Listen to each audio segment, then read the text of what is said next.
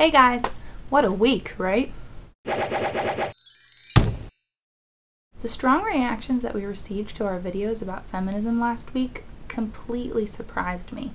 I understood that feminism was a touchy subject, but I didn't anticipate how vehemently people seemed to dislike it. So, sort of like Kay, I thought I'd take this opportunity to respond to some of the most common comments on the earlier videos, which, unsurprisingly, seem to be some of the most common arguments against feminism.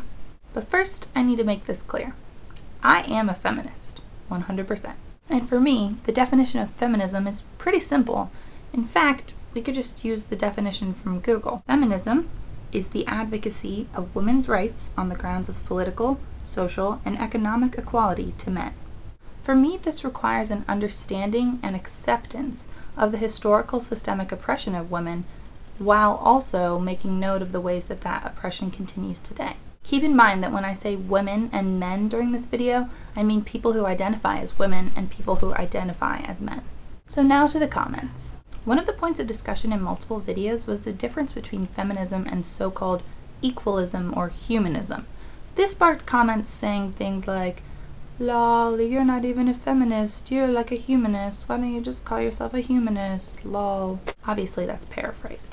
But this argument about labeling doesn't really seem very productive to me. Yes, the words feminist and feminism refer specifically to one gender, women. But the ultimate goal of the feminist movement is gender equality for women and men. My other camera died and I can't find the charger, so we're switching a photo booth halfway through. Professional video making.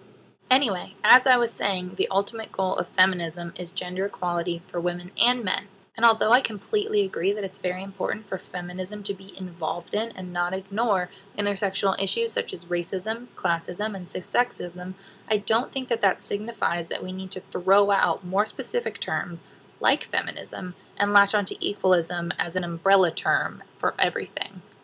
Feminism is a word that's inherently specific, but I'm not sure that makes it a word that's inherently discriminatory, and the concept and goal of feminism is not meant to be discriminatory at all. I think that a lot of people don't identify with feminism because of its association with radical feminists and misandry, which I think is a problem for many reasons.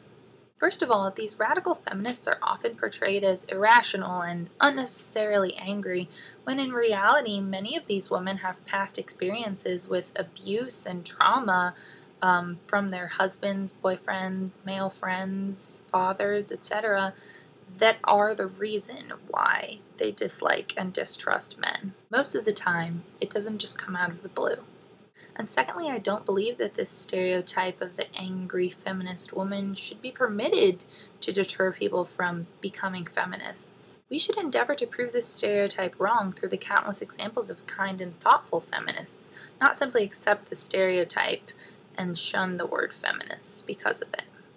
And I have one final thing to say about the people who are commenting claiming that our video posters aren't feminists and should call themselves humanists. It's none of your business. Being a feminist is a self-prescribed identity that anyone can have if they want it. You don't get to take that away from them just because they don't fit your definition of feminism. If you believe that you're a feminist, you're a feminist. That's it. Okay, that's really the only comment that I have time to explain now. I'd love to talk about this in a later week because I have a lot more to say about other issues concerning feminism, such as slut-shaming, rape culture, privilege, beauty standards, etc. Please keep the comment section civil, and if I said anything that you don't understand or perhaps disagree with, I will do my best to respond to you. See you guys next week. Bye.